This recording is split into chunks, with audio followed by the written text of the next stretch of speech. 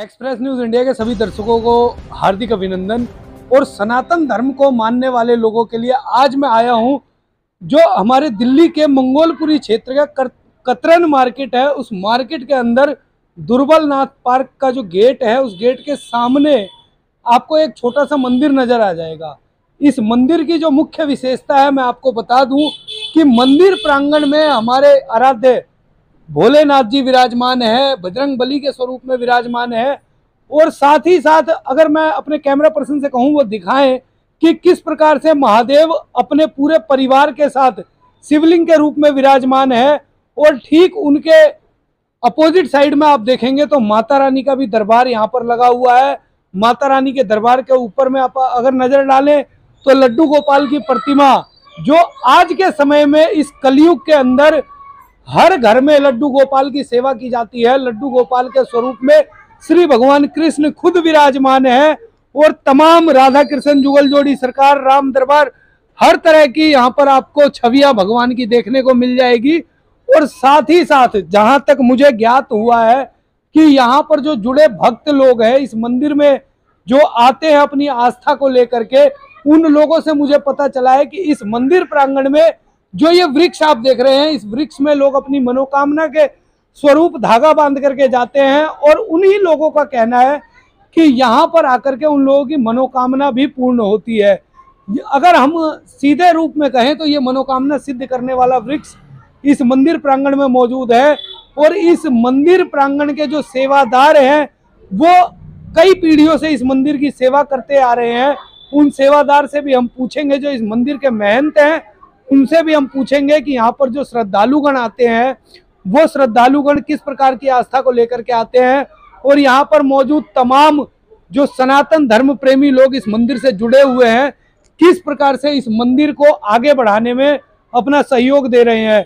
उसी कड़ी में मैं आपको अपने कैमरा पर्सन के माध्यम से दिखाना चाहूंगा कि तमाम इस मंदिर के अंदर अगर आप आते हैं और आपको हनुमान चालीसा हो या हनुमान जी की आरती हो, दुर्गा चालीसा हो, दुर्गा माता की आरती हो, गणेश जी की हो, शिव जी की हो, आपको किसी पुस्तक की जरूरत नहीं है, क्योंकि यहाँ पर बड़े बड़े फ्लैक्सों के माध्यम से सभी चीजें यहाँ दीवारों पर प्रदर्शित की गई हैं, जिसको आप यहाँ खड़े होकर के या बैठ करके प्रेम पूर्वक यहाँ पर आप पढ़ सकते हैं। मंदिर की जो मुख्य विशेषता है, मंदिर का जो मुख है वो पूर्व मुख में उसका गेट जो है, आप गेट से जब एंट्री करते हैं तो आपकी एंट्री पूर्व मुख में होती है।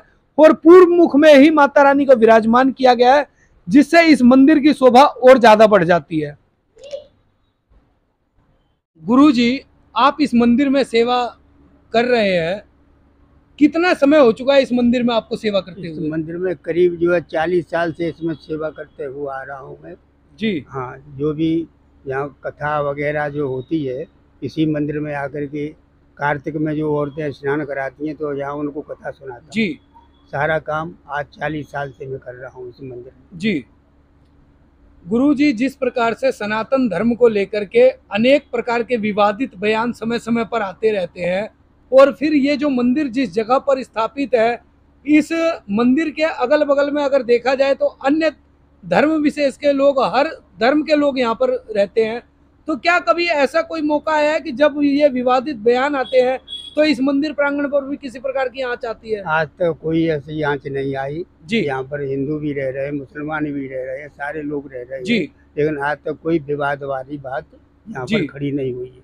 अच्छा, आप तो 40 साल से मंदिर की सेवा भी कर रहे हैं, सनातन धर्म के एक सेवा कर्मी के रूप में हैं आप। और जिस प्रकार से हमारे सनातन धर्म को लेकर के, चाहे वो मंत्री हो, चाहे नेता हो, अभिनेता हो, अनेकों प्रकार के विवादित बयान देते हैं, तो ऐसे लोगों के लिए आप क्या कहना चाहेंगे? मैं तो ये कहूँगा साहब कि ये तो जो है संसार है, नाना तरह के जो है वो चल रहे हैं, संप्रदाय चल रही हैं। इन संप्रदायों में अपनी अपनी बात हर कोई कहता है जी, और सबकी बात जो है सबको सुनना चाहिए जी। लेकिन हमारा तो सब में सहमत है। हम सबसे ये कहते हैं कि अपने अपने धर्म की रक्षा करो। जी। सनातन धर्म पहले से चला आ रहा है, क्योंकि हिंदुओं का जो धर्म है वो सनातन ही धर्म है। जी। अच्छा महंत जी, जैसे हम मंदिर प्रांगण में देख रहे हैं कि इस समय में जो माता रानी की मूर्ति हो या अन्य देवी देवताओं की जो मूर्तियां हैं, उन मूर्तियों का जो गर्भगृह बना हुआ है, वो गर्भगृह काफी छोटा है और मंदिर में जगह भी जो हम देख रहे हैं कि जगह भी थोड़ी सी कम है, तो इसको आगे बढ़ाने के लिए जो सनातन धर्म के लोग, जो सनातन प्रेमी लोग इस मंदिर से जुड़े हुए हैं, क्या कभी उन्होंने कोई कदम उठाने का प्रयास किया है? अभी तो किसी ने नहीं, कि जो पहले की जहाँ जो संस्था थी जी उन लोगों ने जिसका पैसा खा लिया, खा करके वो चले गए। जी उन्होंने जो है इसका कोई निर्माण नहीं कराया। जी लेकिन अब आप लोगों के माध्यम से अगर कहीं इसका जो है संचालन हो जाए, जी। निर्माण हो जाए जी तो अच्छा होगा, क्योंकि ये ना तो ये दीवारें हैं, ये फोटो लगाए रखी हैं जी। और कोई व्यवस्था है नहीं। बरसात के मौसम में किस प्रकार से यहाँ पर आप सब ये समय टीन काटते हैं? रखी हुई है, जी टीन में अपने जो बैठ जाते हैं, छतरी लगा लेते हैं, जी पानी बरसता है तो वो छतरी के ऊपर जो चला जाता है। जी सारी व्यवस्था जो है यहाँ ओढ़ करके जो है वैसे कपड़े ओढ़ लेते हैं जिनमें पानी नहीं आता है, जी। तो ऐसे बचा देते हैं। अच्छा, आने वाले समय में जिस प्रकार से हमारे देश के यशस्वी प्रधानमंत्री जी हैं, वो भी कहते हैं कि सनातन धर्म को बढ़ाओ, सनातन धर्म को बढ़ाओ, तो क्या आप जो सनातन धर्म प्रेमी लोग हैं उनसे आप इस मंदिर की रख रखाव की व्यवस्था के लिए या जिस प्रकार से इस मंदिर को आगे बढ़ाया जा सके उसके लिए क्या अपील करेंगे? कई लोगों से व्यवस्थापक लोग कहते भी हैं कि इसको करवाओ कुछ, लेकिन कोई न तो हमारा मंदिर का रजिस्ट्रेशन है, कुछ नहीं है, जी कोई सुनाई नहीं होती। लोग पूजा करके अपने चले जाते हैं जी और कहते हैं कि हाँ पंडित जी आप जो कोई चंदा मांगो तो चंदा देंगे, जी। लेकिन देने वाला कोई है नहीं, करने वाला कोई है नहीं। अच्छा गुरुजी, आपकी उम्र कितनी हो चुकी है? हमारी उम्र जो है 80 साल में, 89 साल की। 89 साल की? नहीं, 78, 80, एक साल कम है 80 साल में। 1 साल कम है 80 साल में। आप अपनी जीविका को इस मंदिर में क्या इतना आ जाता है जिससे आप अपनी जीविका चला सकते हैं? साहब दाल रोटी मिल जाती है जी 10-20-50 रुपए आ जाते हैं, साग सब्जी का अपना गुजारा हो जी। जाता है, बस और कुछ है नहीं। और मंदिर में अनेकों प्रकार की वस्तुएं जरूरत होती है, जैसे धूप, अगरबत्ती, प्रसाद, इन सब की व्यवस्था किस प्रकार होती है? ऐसे जो पैसे आते हैं ना जी। उसमें तो बचे रहते हैं तो अगरबत्ती ले आते हैं, घी ले आते जी हैं, ऐसे कार्यक्रम चल जाता है। लोग दे जाते हैं, कोई कोई जी किसी की कथा कह देते हैं तो वो सामान दे जाता है, जी।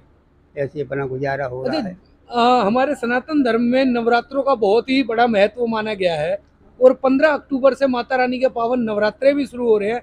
इस नवरात्रे इस मंदिर प्रांगण में क्या विशेष रहेगा? यहाँ विशेष जो है दुर्गा पाठ चलता है जी और कुआरिक और जो रामायण चलती है, जी सारी प्रोग्राम होते रहते हैं जी और माता रानी का दीपक जलता है, दुर्गा पाठ भी होता है, ये कार्यक्रम चलते रहते हैं। ये कार्यक्रम होते रहते हैं।